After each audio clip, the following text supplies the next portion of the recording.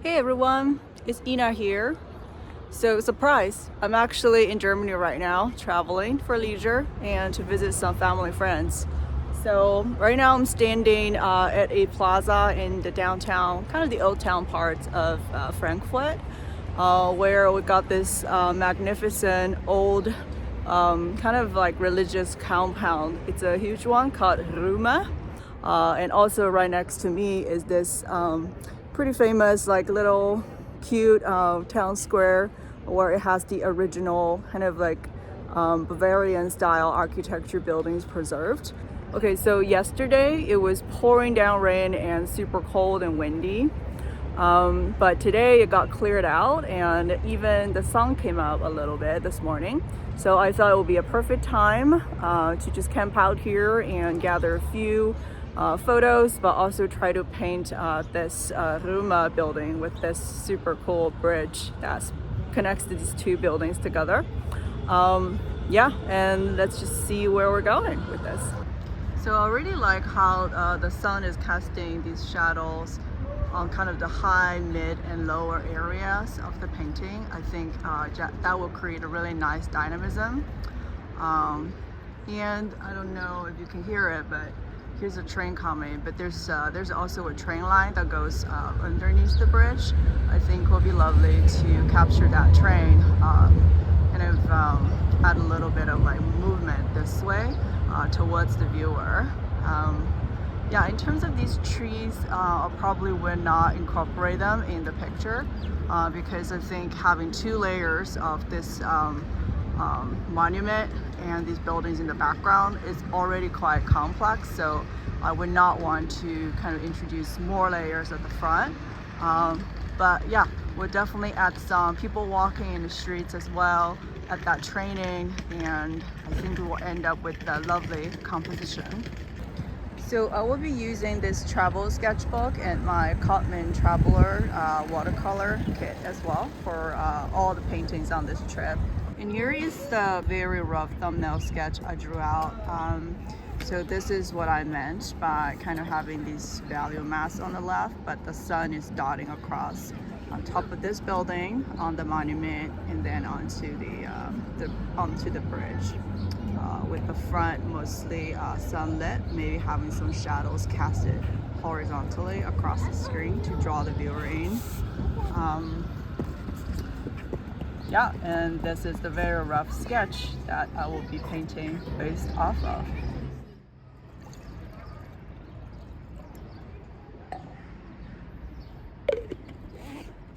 So after I went back and looked at the recording, I realized that the ambient noise is really severe in that video.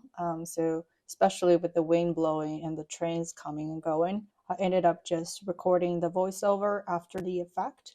So first off, I want to show you the setup I've been using on this trip, which is quite rudimentary, where I just have everything resting on my laps with the Cotman watercolor kit on the left of the notebook, painting surface the right side of the notebook, and a water bottle at the on the ground to my right. So here's the pros and cons of the Cotman watercolor. Because it is dry, you do have to spend quite a bit of time pre-mixing. So painting large surfaces like the sky area isn't maybe most efficient, but I would still take the pro side of it, which is it's really lightweight and easy to pack and travel with. So I think the benefit outweighs the drawbacks here for my purpose anyway. We're going to keep the sky quite simple since the buildings are really the main subject. So using primarily cerulean blue with some ultramarine and tone it down with burnt sienna and a little bit of Elysium crimson. We just kind of brush it all over. With the only variance is really just going from dark blue to lighter blue. Next, I think I'm just going to try coat up pretty much all of the surface of the paper so that no whites are showing through.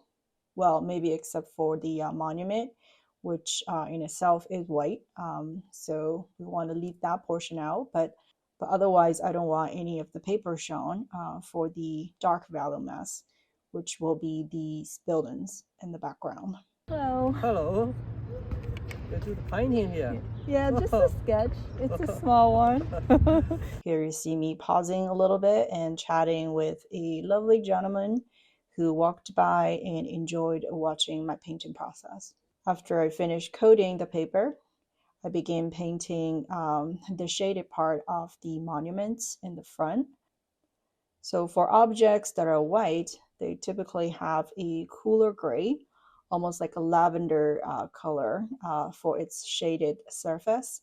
Even though the sun is not intense and physically I cannot really see any of the variances of grays in the shadow, or they appear to be really subtle, but I know for a fact some of the techniques will still work in this case. For example, blending in yellow ochre as I get to the bottom of the shaded area to suggest these are the reflective lights and such. So I do want to create a bit of variance in the shadow, as well as using a wet clear brush to blend some of the shadow together, because the bottom of the monument is a rounded shape. For the copper statue at the top of the monument, I just mixed in a bit of viridian green into my existing pool of gray color. Now let's get going with the large value mass in the background, which are these connected buildings.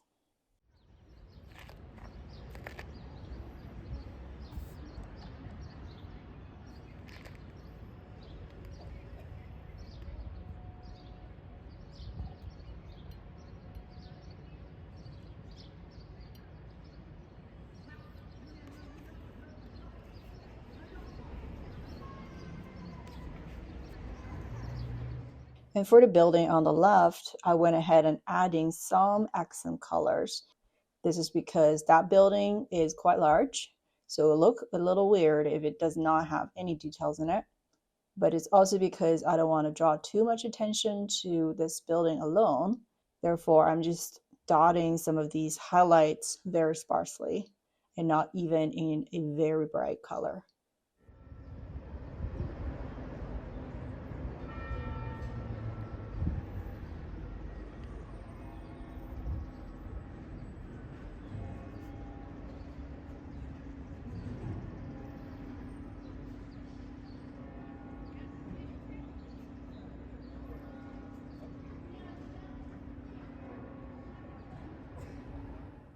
So what I am seeing in real life are all of these architecture details, all of these colors and ornamental patterns on the building facades.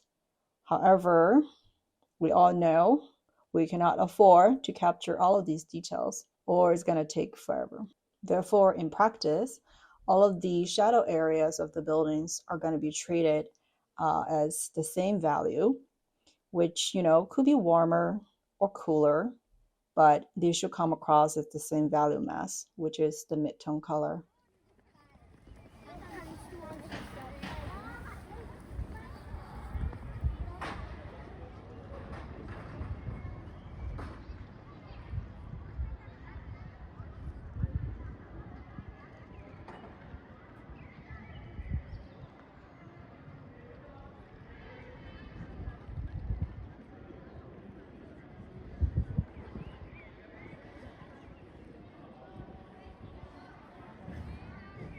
Now the bridge has a casted shadow on it. However, it is a soft edge. So you wet it first before applying the paint. And then immediately underneath it is the train. I added a little bit of the viridian green in order to distinct that train from the rest of the shadow. And then the train then got connected to the shadows that's casted across the painting. And as for the front building on the right, got to be careful making sure the shadows aren't too strong so that the front building is still one light value mass. So now switching over to the rigger and to add a bit of architectural details here and there. This is a very satisfying phase of the painting because as soon as you apply the dark tones, now everything really popped and it's got a new dimension to it. especially when painting the shaded surface underneath these archways. It just makes that archways look three-dimensional. Making sure to add some windows and doors to the train as well. I think I did forget to draw all of the people in the scene, so I'm just kind of improvising on the go, but was not very successful at it. And very last step, adding a bit of window reflection in the shade. I find it quite effective to mix just a bit of cerulean blue with white, so that it has these pale blue color, and they typically reads quite well as a skylight reflection. All right, I think I'm largely done here. Okay, so this is the finished sketch, I would say. I think the composition works. I also quite like the light and dark contrast on these buildings. This bridge, the bridge's casted shadow, however, is not quite as obvious as I would like. Should have probably not went in and darkened the lit surface here. Either way, I think the initial idea for wanting the sunlit surface to have the three-tier cascading effect is working. Yeah, this gives me a really good idea for how I want to approach the finished paintings and the fountain in terms of definition, as well as the nuance of these light and shaded facade needs to be applied more carefully. Yeah, maybe in the final painting I'll try to reduce the size of the monument as well. I think it's taken up maybe too much visual interest, but yeah, I don't know. But it also makes the background building more interesting in a way that it's punctuated and it's not just one large dark value. So yeah, I think overall this painting works. And I'm gonna go inside and see the Römer from the inside. Alright guys, I think I'm gonna go about my day here now in Frankfurt. Looks like I just beat the traffic and there are a lot of school kids and tourists coming out just now. Cool, then I'll see you guys in the next video. Bye!